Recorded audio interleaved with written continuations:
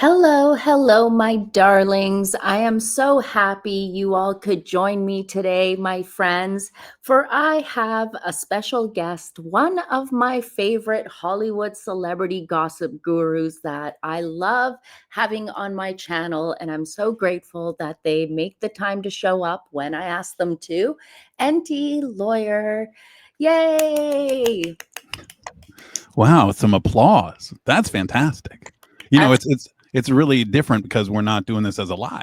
It is different, but I thought we'd do this instead and see how this works out. But Enty, I brought you here today because a lot has happened since the last time we've spoken. There's been a couple of, few Meghan Markle drops. There have Ooh. been some things that have happened in Hollywood that I think we should touch base on since it was recent, and just have a little conversation of 2025, in my opinion, being Meghan's Annus Horribilis, basically. Nothing's gone right for her. No, and I mean, just from the beginning of the year, right? First day of the year till now. Let me show you guys. Let me remind you all. Let me remind you how 2025 was supposed to start off for Meghan. Look at her, carefree, running on the beach.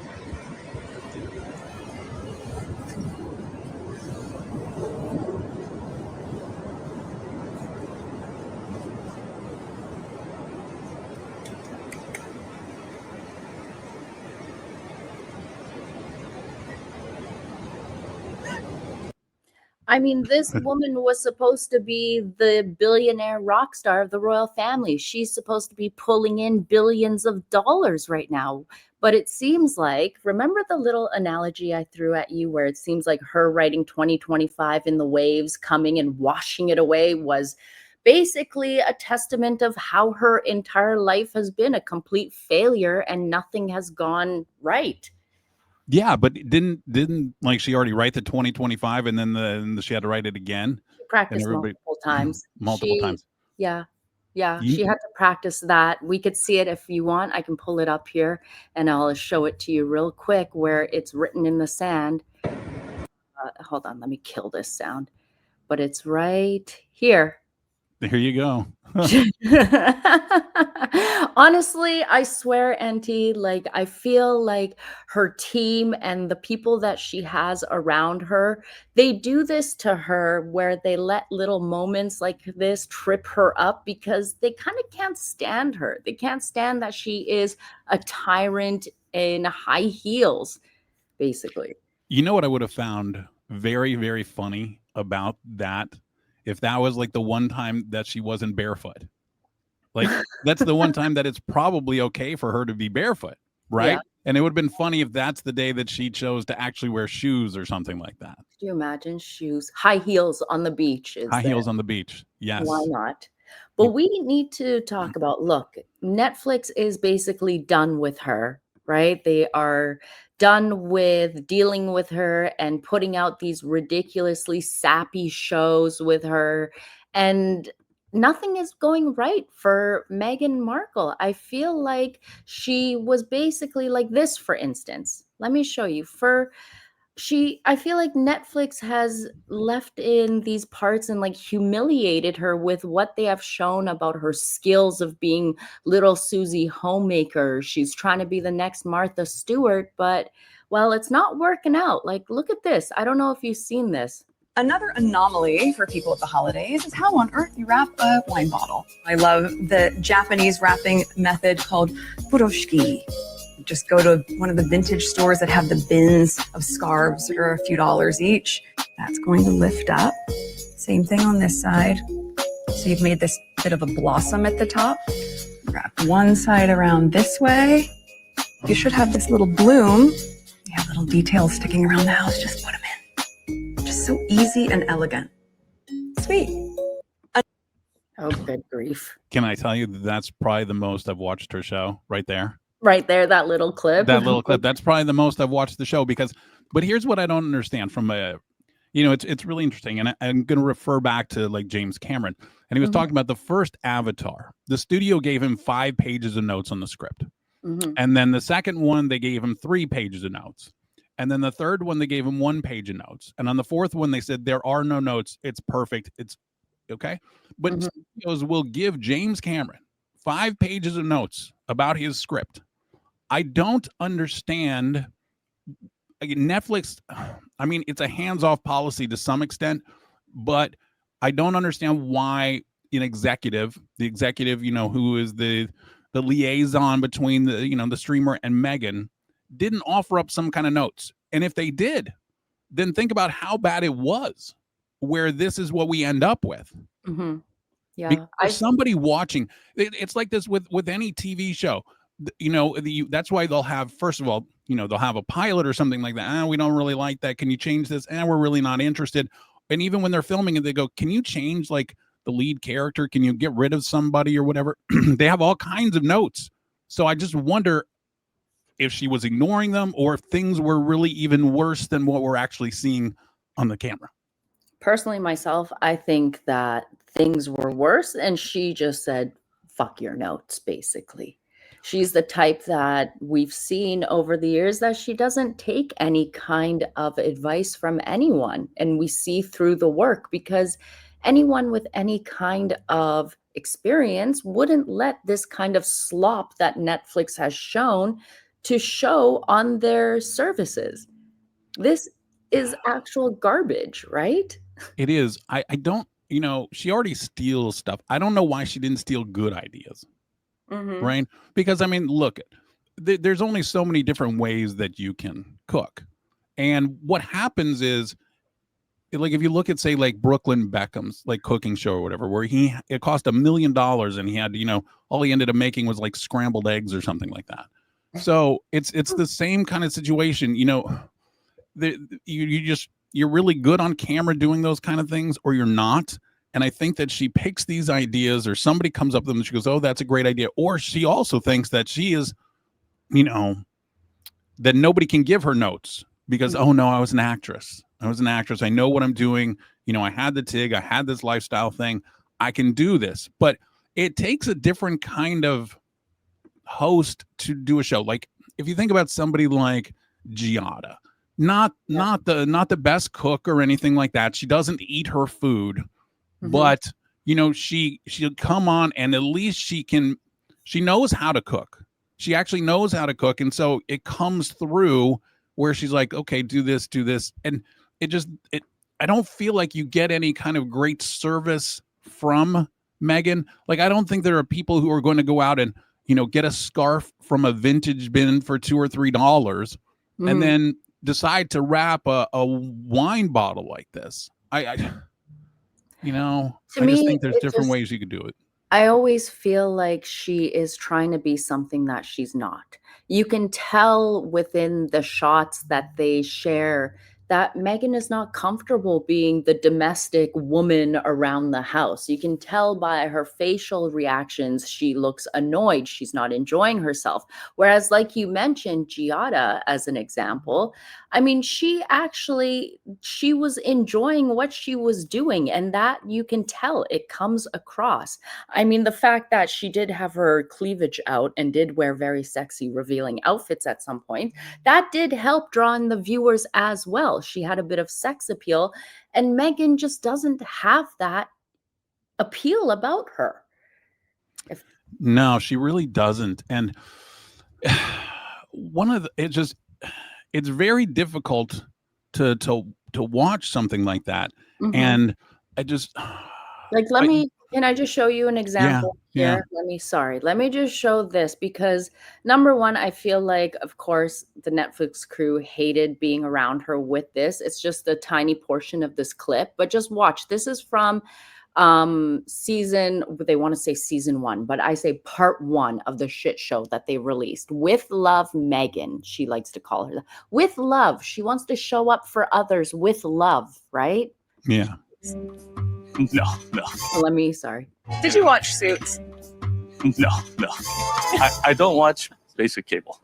I like shows with curse words and stuff. Great. I love it. Meghan Markle. I mean, that's embarrassing. That's quite embarrassing, but you can tell by her face, like she's not enjoying it. The guests are not enjoying it. Nobody's having fun. It just doesn't come across as genuine, which is why I feel like this whole entire nonsense flopped. People thought that, oh, having Meghan Markle, the name will bring in the views, but even that didn't really do it by the second or Christmas episode that she released. Yeah, I think that what people have a huge problem with Meghan also is this. We don't like when celebrities get, talk about politics or get involved in politics, right? We say, stay in your lane. You're a really good actor or whatever. And this goes for the left or the right. Just stay in your lane and just be an actor, be a writer, be an author, whatever the case may be. And Meghan, though, when she does all these speeches all year and stuff like that, she comes across as, hey, you should listen to me because I'm a duchess, right? I'm not seventh on the call sheet from Suits. And I think so then it comes off as pretentious because we know that you are, seventh on the call sheet at Suits. And if you didn't marry Harry, nobody would really be interested in your opinion on, or trying to lead on things which you don't ever follow through on and stuff. It's just, to me, that's where I think a lot of the problems are, is that if people just like, we don't really care about your opinion, Meghan Markle as a duchess. If you want to give us your opinion on a new season of a TV show, oh my gosh, what are your experiences being on Suits and stuff like that? How can you compare it to something like this or whatever? Just something where we feel like you have a modicum of experience in it, and not trying to come up with, and that's the other thing, is that she doesn't come up with one specific kind of thing, right? So if you are, let's say, Katherine Heigl, okay, and I'm not the hugest fan of Katherine Heigl, but she has donated hundreds upon hundreds of thousands of dollars and generated hundreds upon hundreds of thousands of dollars for her pet adoption scheme, where she gets them out of shelters, let's say in California, and gets them all over the country because there was far too many chihuahuas or whatever. She's very, very devoted to that cause. And so you go, okay, I can see the effort that you are putting into this, where even somebody like me who maybe isn't your biggest fan, I have nothing but, respect for you doing that. But Meghan doesn't pick one thing and stick to it. She's like, what can I find? Maybe it's female empowerment. Maybe it's going to a school. Maybe, but there's not one continuing straightforward message that she's trying, that to come across. And I think that that's another. She's just like throwing stuff at the wall to see what sticks. It's the same kind of way with her product line. Well, it's just like her jumping on bandwagons. It's like, what is the most popular thing going on, or the most popular situation, worldly situation at the moment, and I'll just push that at the moment. I mean, to me, Harry and Meghan have involved themselves in censorship. So now they are championing the fact that Australia has put in some new rules that children under a certain age cannot access the internet or something like that. But social media, they're all over the place. I mean, it's just like, for me, I'm wondering, like, where is your follow through? Like you mentioned, like they went to Nigeria, they promised a basketball court. Where's the basketball court? It hasn't even been built yet. They went to Colombia and promised drums to the school. And well, where are their drums? There are no drums yet. They went to Harlem, where Meghan asked the students to bring $5 for her crappy book when she was dressed in $5,000 worth of outfits looking like a human blood clot, saying that they were going to give a washer and dryer to the school. And well, that never happened either. Yeah. And, if we're, going on this 2025 tour, let's not forget, like January, like the Pasadena fires or whatever, Altadena and Pacific Palisades. And remember, they did the whole disaster tourism thing. And, and I had a couple of issues with it because, look, there were a lot of celebrities that had their homes destroyed, right? And there was a lot of celebrities out there trying to save homes. And I think that they, if you want to interview them about, hey, what happened in your neighborhood? When did you find out? All of this kind of stuff. And it's, whether you like Spencer Pratt or whatever, at least you could, he was involved in it. And there was other, celebrities that were trying to save their homes and stuff like that, who, actually had something. Mandy Moore, her entire, neighborhood basically went down. So, but then you have Harry and Meghan, who were not affected at all. And then they show up on the scene like they are a politician, like getting, like some kind of briefing or something like that. Why? Because you can't actually affect any change. You can't do anything. You can't, get state assistance. You can't call in FEMA. You can't give federal assistance. You can't do anything like that. And here's one of the shots, that you put up there with that. My big thing was like when they went to the food kitchen, and I think I did a video on it. I can't even remember. I probably did, where they actually had like a staffer that they were pretending, I think, was somebody who had been affected or something, and Meghan's giving her the fake, pat and stuff hug? like that. Yeah, the fake hug. And then there was something I don't even remember anymore, where she was went to get a piece of food or something and then handed it. It was so weird. Yeah, everything was fake, was scripted, was pretend, was complete fraud. Yeah, I remember she was trying to like pass an apple or something from someone else's food cart, pretending like she was the one that donated and things. I mean, these two are disaster tourists. The thing that, Meghan has built her whole brand on pretending to be compassionate and caring for others. If you remember when they went on their tour of South Africa, Meghan went to a memorial for a little girl who was raped on her way to school and murdered, and used that moment as a merching session, where then later on she went and gave an interview to Tom Bradby claiming that nobody asked me if I'm okay. So now with Netflix, she's doing this whole, it's how you show up for others. It's how you show them how you care. Now, can I just segue into this about Thomas Markle that I've been heated about? Because Meghan wants to pretend all the time like, I show up for people, I like to do little things so that they know that I'm thinking about them. And then we've got Thomas Markle in the Philippines with his current health condition that is going on, right? And what she does instead is scold her father, send people from the US consulate to go and record the video or her letter being given, handed to her father.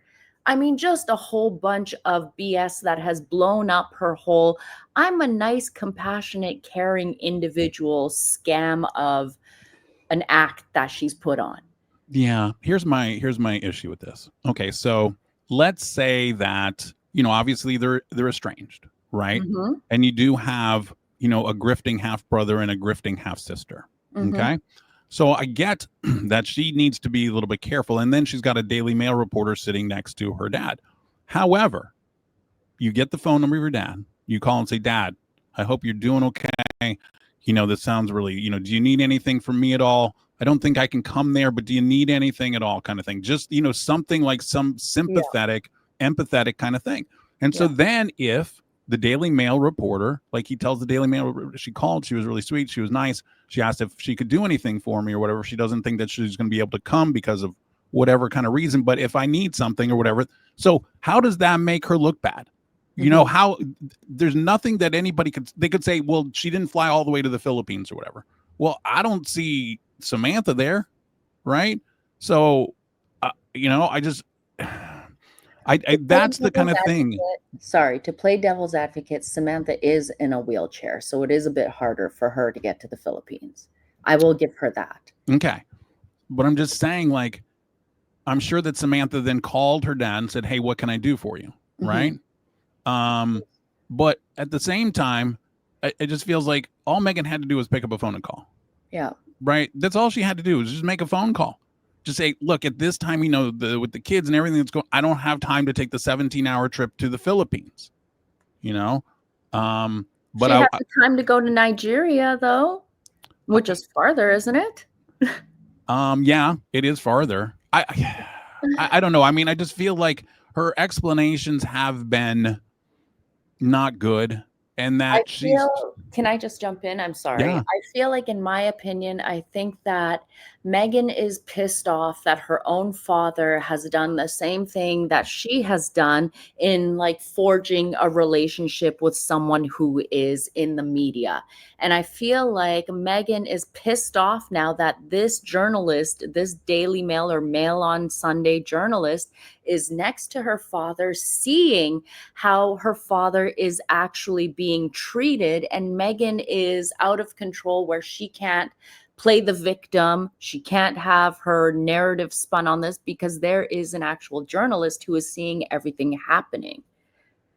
Right. And I think that she's paranoid about, okay, what is my dad telling this journalist? What kind of, secrets or whatever are going to come out? That, because he's sitting there with this journalist basically all day, Yeah.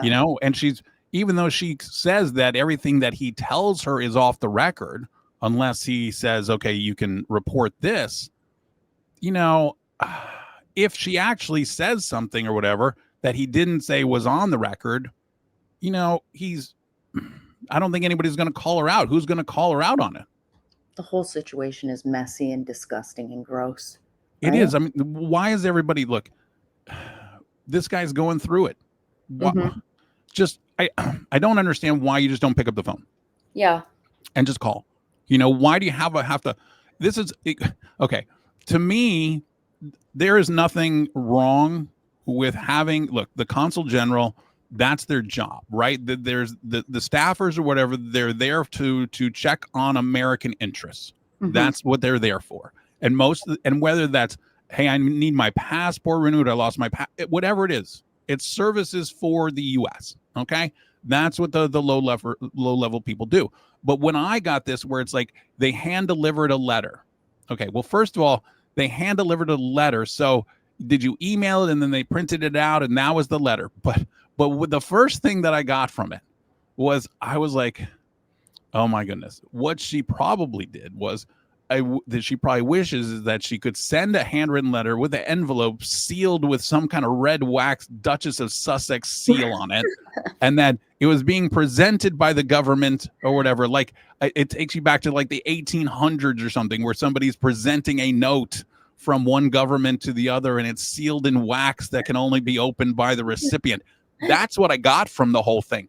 That's exactly what I got. And then the other thing that, in that sentence, in the statement, it was the Duchess has, okay, don't just say his daughter, or just say the Duchess has arranged for a hand-delivered letter from the that's exactly what I got. The first image I got was, it's just sealed in wax, baby.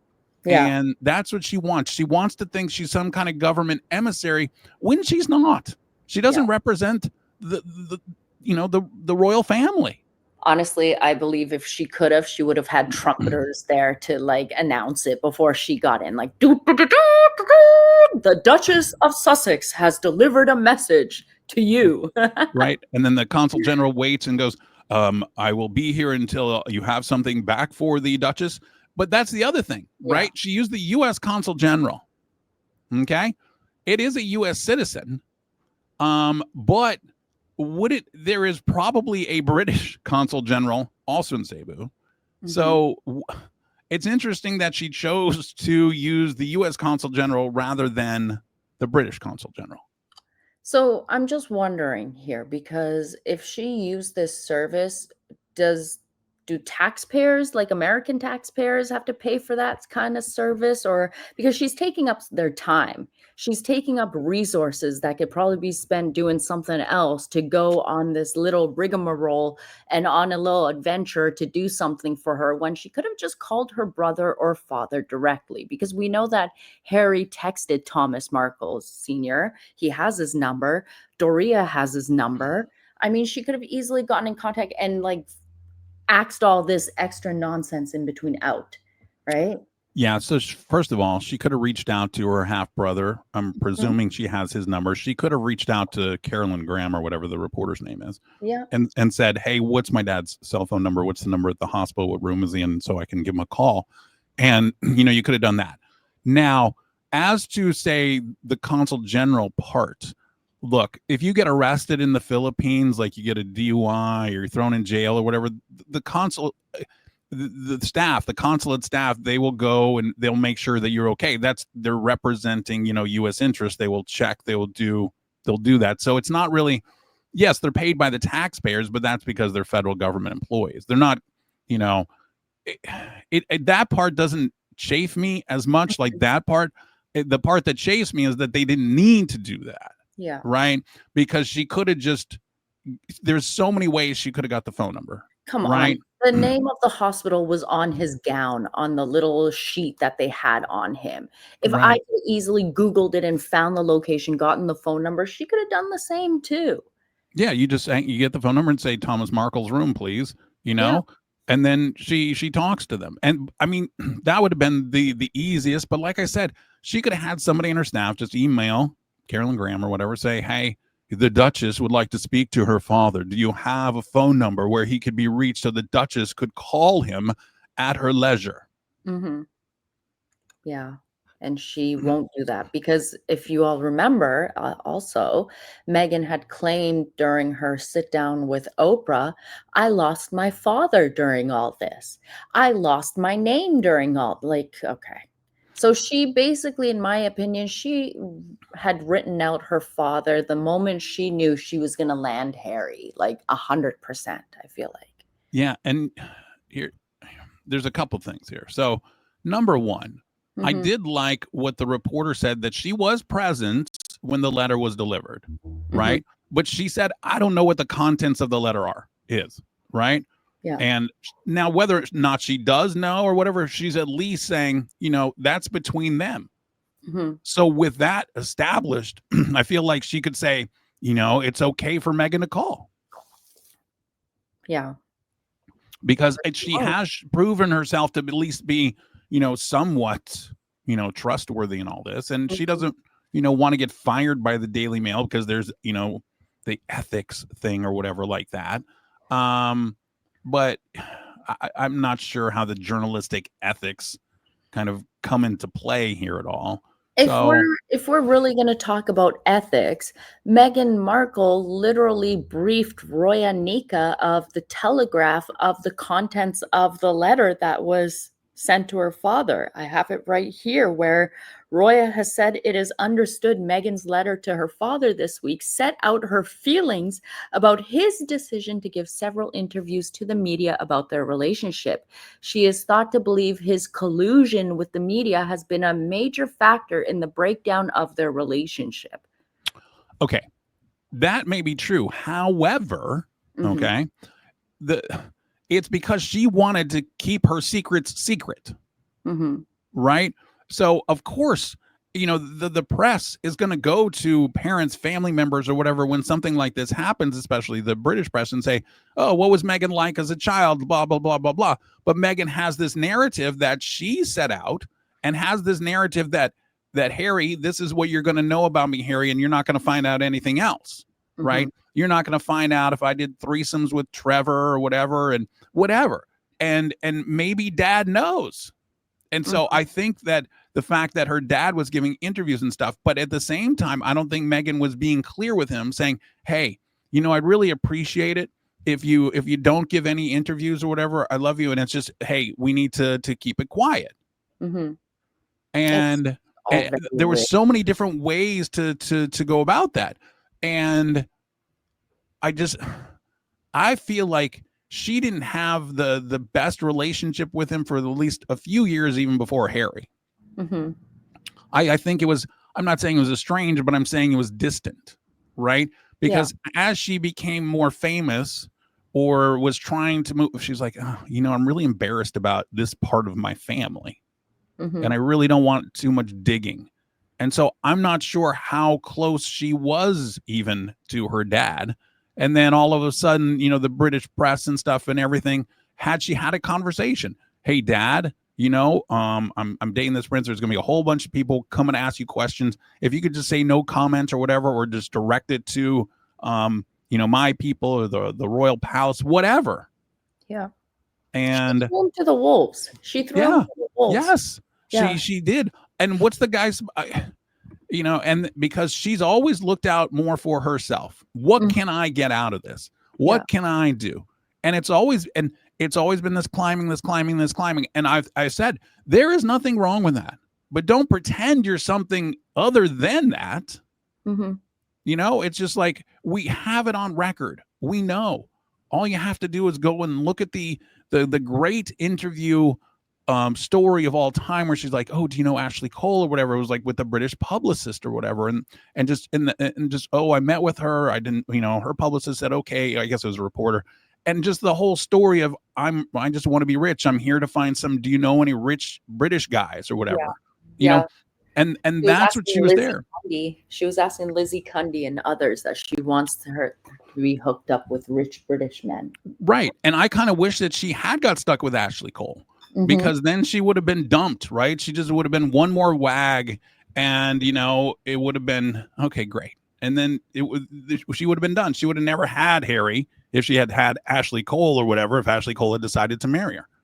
Well, Ashley Cole was the one that actually thought with his brain and not his brain and his pecker, figured out that, like, oh, and probably he wasn't as easily manipulated as Harry could be, right? I mean, yes, because Ashley Cole, look, who great soccer player, was formerly married to Cheryl Cole or whatever, who's now filthy stinking rich, because Liam Payne passed.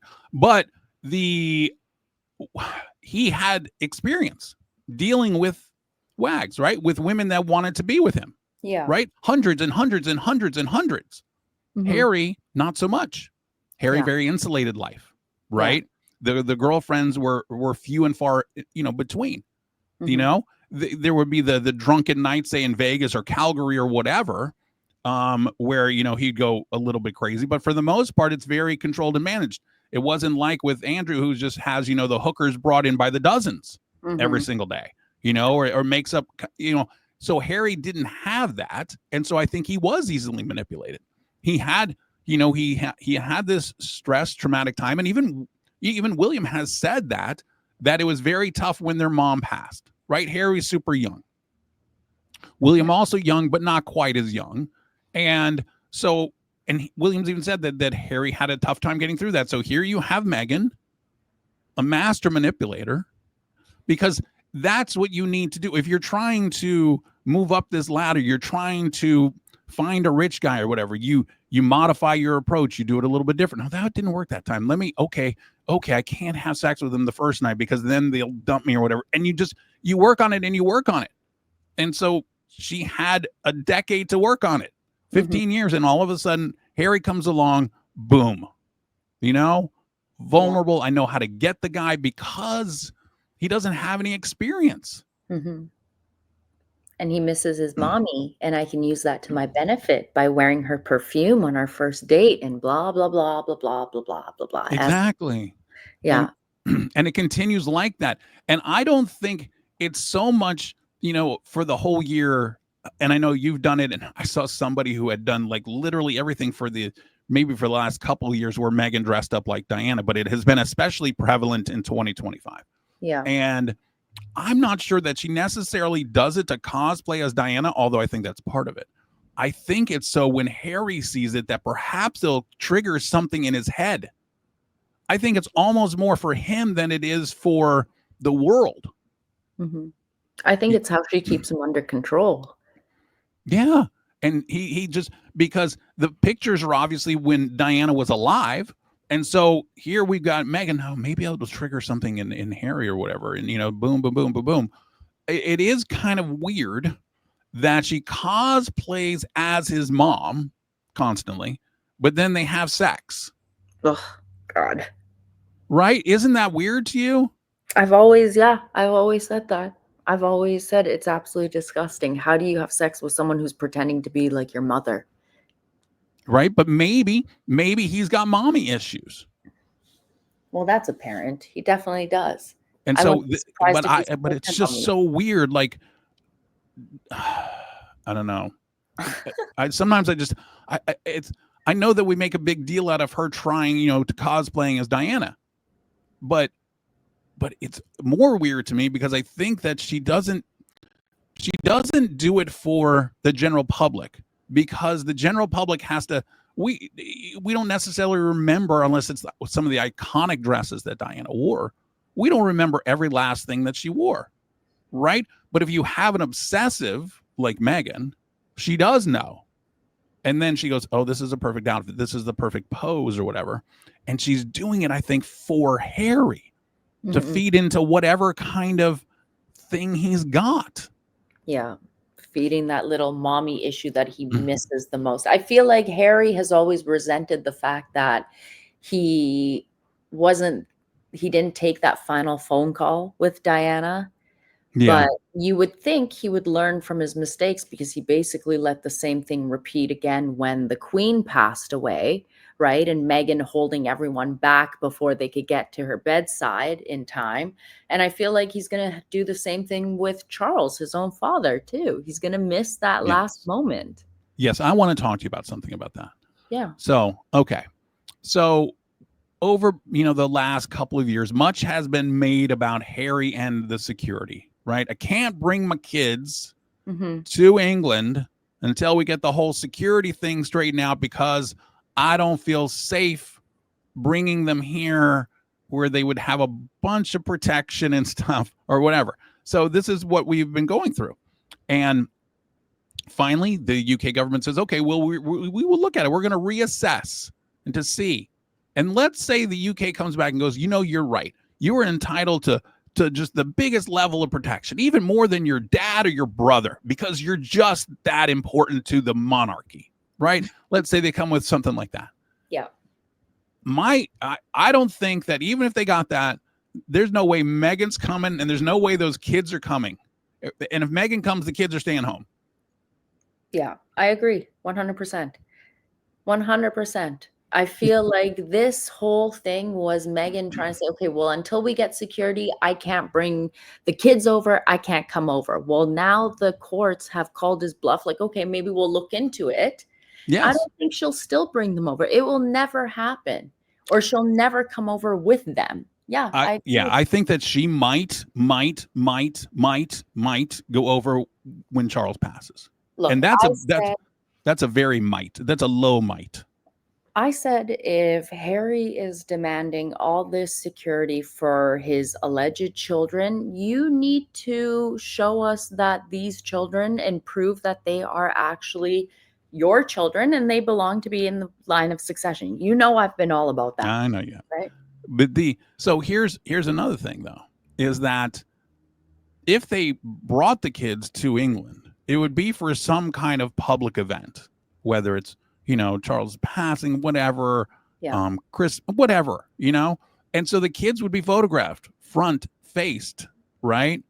And unless if they pull a Michael Jackson and cover them with blankets, and that would look even more ridiculous, right? That would you'd be like, oh my gosh, you're gonna make your kids walk around with a veil over their face. How are you explaining that to your kids? Oh, we're doing it for your protection, so nobody come. Look, the royal family's kids their faces are right there. If you think about it, billionaires and stuff, their faces are there. Bill Gates's kids, their faces were front and center. Look, there's royal family members. The one from Norway, she goes to school in Australia. All by herself. I mean, I know that she has a little bit of protection there, but not over the top. And I mean, she's the successor. She's the first in line to the throne. And, so these people have all of these. I don't understand why they think that theirs is just more important. And again, I think it goes back to Meghan convincing Harry, just like you said, Harry, we got to have the security because, something bad could happen to the kids, like it happened to your mom. Yeah. And I think that she just drilled this into his head and maybe doesn't drill it like that anymore, but does the subtle things like the cosplaying as his mom, or maybe wearing the perfume, or saying things that Diana used to call Harry. She maybe uses those as nicknames or whatever, stuff like that. I think she also lies to him and claims like, "Oh, I went out today and someone was following me and like my pictures were getting taken and someone was hounding me within the aisles of the." I think she does stupid things like that too. Because do you remember in their first Netflix show, like their Harry and Meghan show, Meghan was putting on the fake tears, like, "I had to check the doors to make sure, are my babies safe? Are we going to be okay?" Like, what the hell? Like, you see the manipulation, like how she controls this guy and what she's doing, but he doesn't see it. No, and but also, I think that thinks that she's got him locked in now, right? She just puts the finishing touches, the little, I'm still your controller and I'm going to reinforce these control things or whatever. But Mhm. you can tell that she doesn't really even actually like the guy. She never did. Let's be But I mean, honest. she really doesn't even, it doesn't even look like, she pretends. It's the same fake smile. You've posted things on X or whatever when you look at, the other guys that she likes and the affection that she shows them, Yeah. right? Compared to Harry. She's all over them. It's like the different filter. It looks like, oh my gosh, I'm in love with this person that I'm with and stuff like that. And then when she's with Harry, it's like they could be brother and sister. It's like, I can't stand you. Get out of my space. I don't even Yeah. wanna look at you. Yeah, I get it. I get it 100%. We've seen it even when she tries to fake kiss Harry, like there's no passion there. None. Nothing. I mean, absolutely none. But if you look at the photos with her exes and even ones that we don't know whether they were exes, look at the affection and like the touching and she doesn't do that with Harry. Mhm. I agree. I agree, sir. I agree. I mean, I don't know. Meghan has tried so hard to curate this image for herself about being a kind person where she's always the victim. But I feel like everything that's happened with her father has, well, shown the entire world who she really is. Yeah, and I can't listen to her talk about family anymore. If she So, goes on anything and says, "Oh, the holidays are all about family and stuff like that," but you aren't even with your family. You have basically cut yourself off from every single member of the family. yeah. Everybody. I said, I never want to hear this broad talk about compassion and caring for others. I never want to hear her act like a victim. I never want to hear her act like she shows up for other people when she couldn't even do the same for her own father, the man who put her on the track basically to where she is today. Yeah, one of my big issues with her also is that I don't like when people like when you did soup kitchen and stuff like that, Yeah. right? We have to have the picture of us at the soup kitchen. And Yeah. and it's not just limited to Meghan. I used to do this all the time on my site when I used to have photos, and it would be around the holidays, and all of a sudden these celebrities would have their photographers or whatever come while they're doing it. Here we are at the soup kitchen because we care, right? Look at us around these homeless people. Exactly. Look at us. Yes. Yeah. What I want to see is I want to know that you're there every single week, not just at the holidays and when it's convenient where it's looking for like PR, right? I've worked in food kitchens for people that, had food delivered that were HIV positive or had AIDS. I did it every single week for like 2 years, okay? And at Christmas time, the holidays or whatever, then people would come in and they would take photos and stuff, but they weren't there any other time. It's like the people who go to church on Christmas Eve or Easter, right? Oh, I go to church. Oh, you do? Oh, you go every week? Nah, just Easter, Christmas Eve.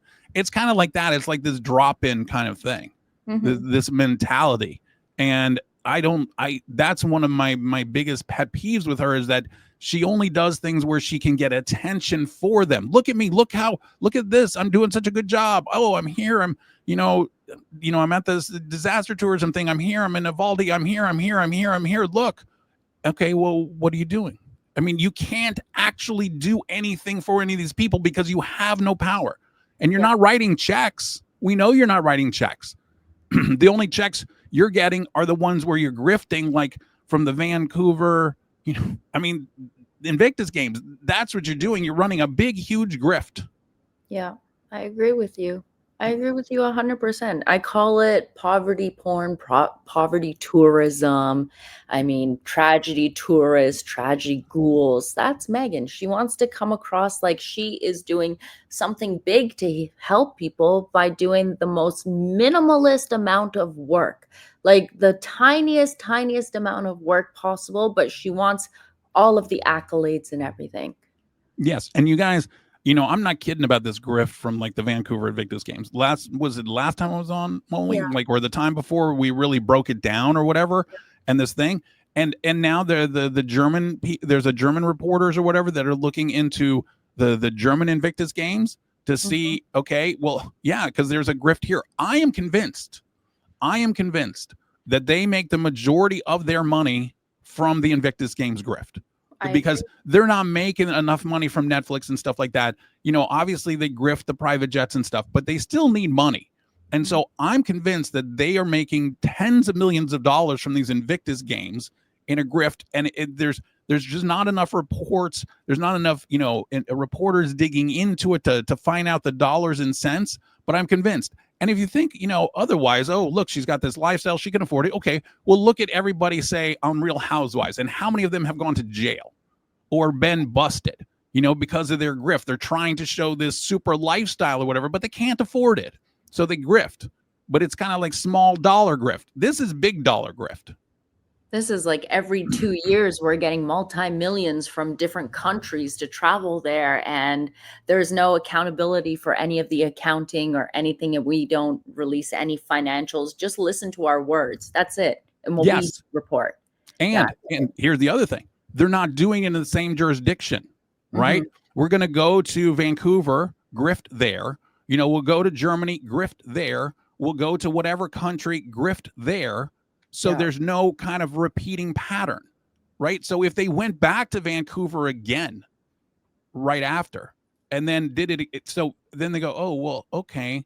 And everybody would start checking. Okay, well, these hotel room nights don't make sense or anything. And like I said, last time I was with Molly, we broke it down. We compared like a Taylor Swift concert and what they contributed to the Invictus Games. The Invictus Games tried to pretend that they were almost the equivalent of a Taylor Swift concert. Yeah, that was quite the impressive breakdown you did there. Yeah, that was great. So I just think that she's a grifter. And at the same time, here's the other thing that grifters do. They show up, they say, oh, look, I'm doing good deeds and good deeds. Well, then she couldn't possibly be a grifter because she's doing all of these wonderful things. But then she has the same problem that the housewives do, is that she wants to be on camera, right? She wants to have her own show. She wants to do it like this because she's saying, if I can do this, I can be a billionaire, then I can stop grifting because I really don't want to go to jail. I agree. But I feel like with Meghan, you can't be a grifter and want to be on TV also. If you want to be a grifter, you need to be a grifter in the shadows, in the background. 100%. And that's why all the housewives keep getting busted. Yeah. They want to be on screen grifters. I agree. Well, because they're on screen. And so then people start digging into things, right? All of these housewives probably wouldn't have gone to jail if they hadn't been on the show. But what happens is people start to dig into your life and they want to know about it. And they go, oh my gosh, look at this. And they're not prepared to have people go through 10 years of their social media, right? They're not prepared to have people dig into their lives and look on, the people reports and stuff like that. They're not prepared for that. And then all of a sudden it just, oh my gosh, well, look at this person that he associates with. They're in jail. It's all this kind of stuff. And the problem with Meghan is that she keeps putting herself on TV. And I think that she wants to put herself on TV so she can try to become a billionaire. So then she doesn't have to grift anymore. And also so she can get away from Harry.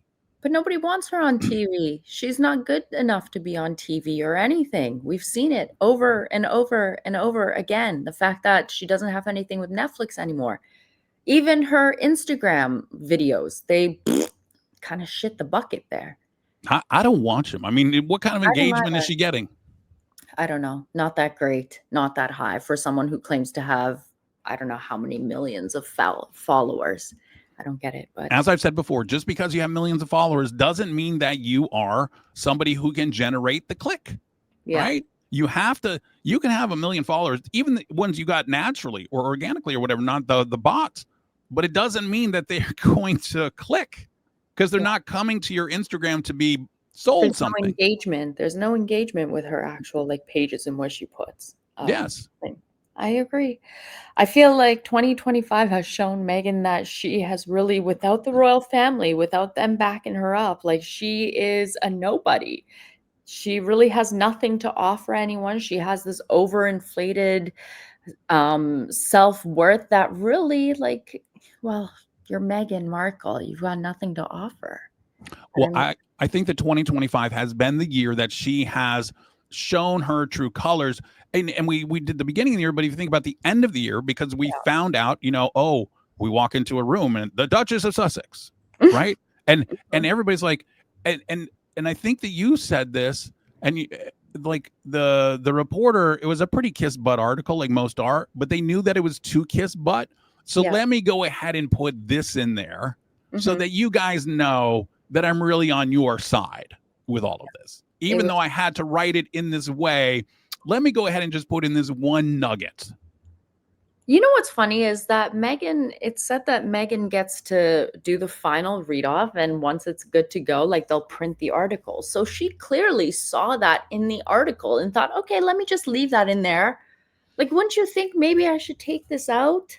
But no, not Meghan. No, not at all. Look, just because they say that you have final look doesn't mean that you get final look. Oh, gotcha.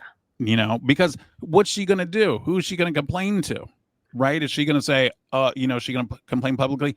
That did not happen or whatever. She can't say that because it did happen. Well, she didn't complain about it either, so it did happen. Right. And so, okay, so maybe this reporter burned a bridge, but the reporter probably wasn't going to get another interview with Meghan anyway, because Meghan kind of like, and maybe Meghan just didn't care because it was Harper's Bazaar. And I got all my photos and look at this. And it's not even the best photo shoot. It's pretty bad, honestly. Yeah.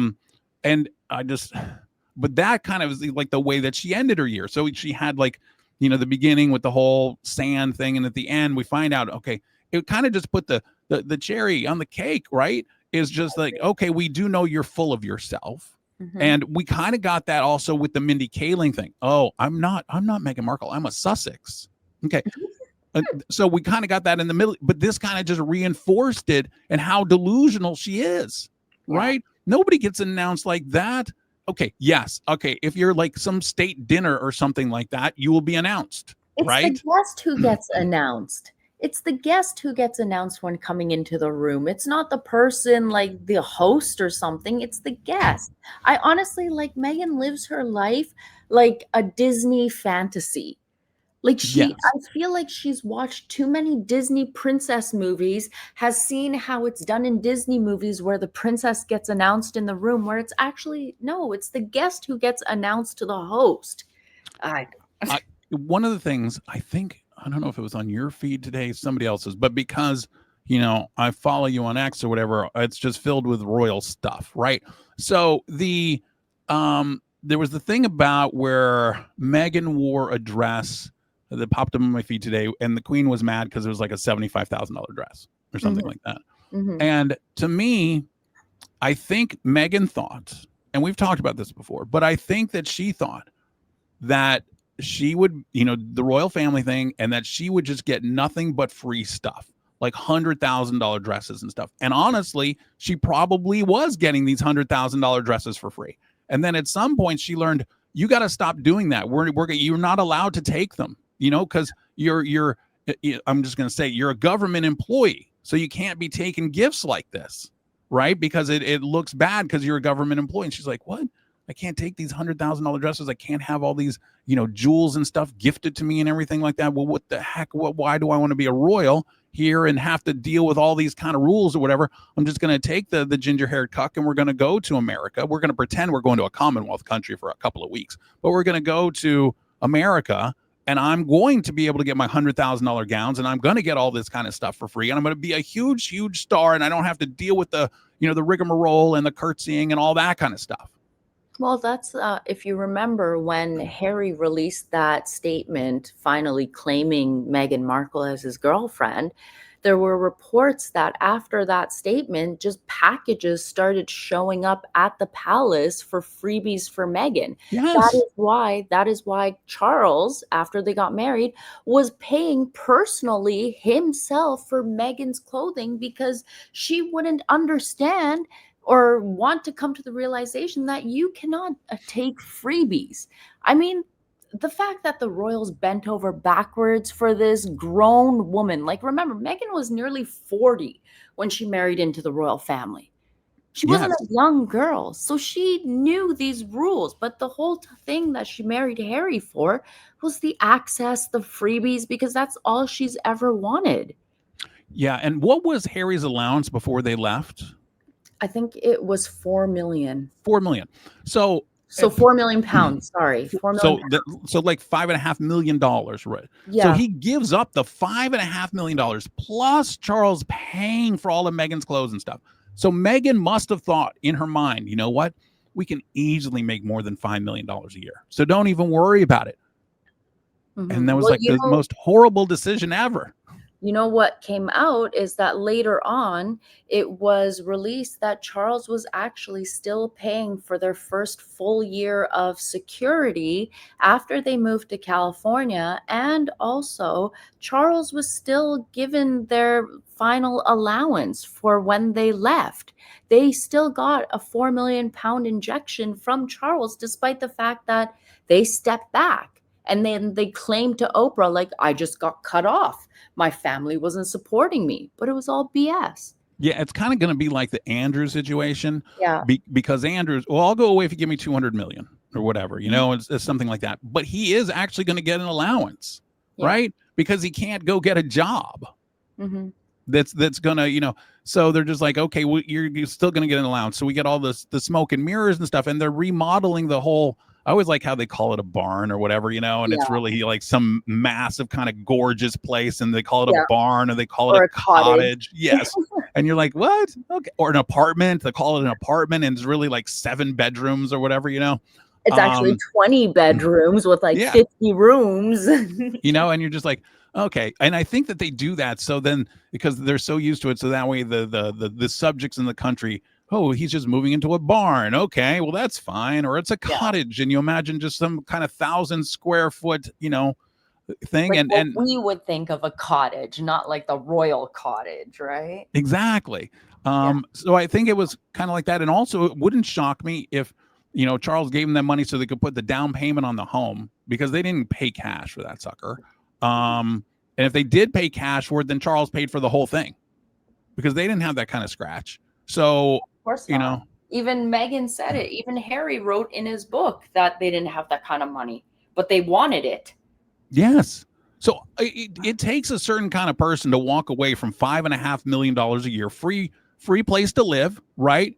You know, a cottage, but totally remodeled and everything like that.